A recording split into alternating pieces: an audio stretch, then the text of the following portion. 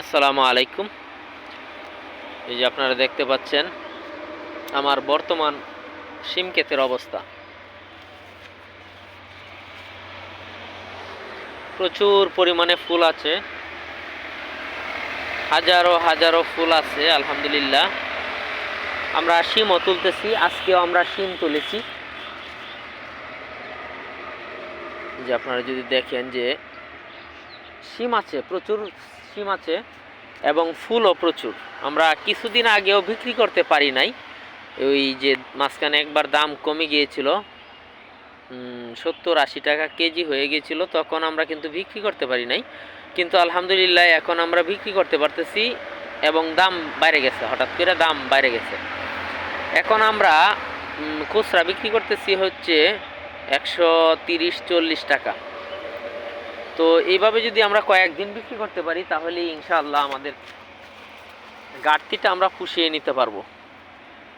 আমরা পাতা ফালতেছি, প্রতিদিনই কিন্তু পাতা ফালতেছি।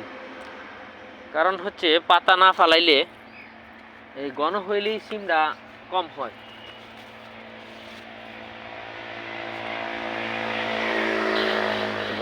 প্রচুর না, অনেক শিম এরকম এখন শুধু বাড়তেই থাকবে, এখন কিন্তু আর কমবে না।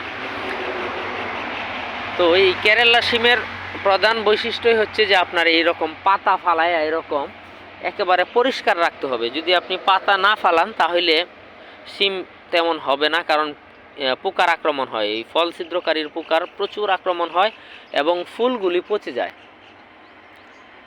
দেখতে পাচ্ছেন প্রচুর পরিমাণে ফুল।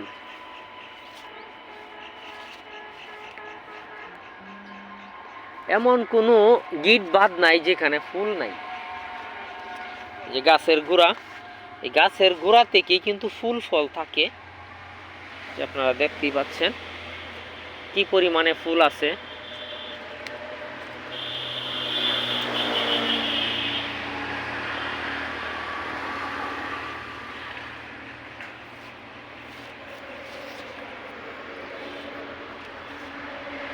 তো কেরালা সিমটা আসলে লাভজনক, একটু খাটাখাটনি করতে হয়। আর এই বছর আমরা যা দেখতে পাচ্ছি যে মানুষ খুব বেশি এই সবজি আবাদ করছে বলে মনে হচ্ছে না।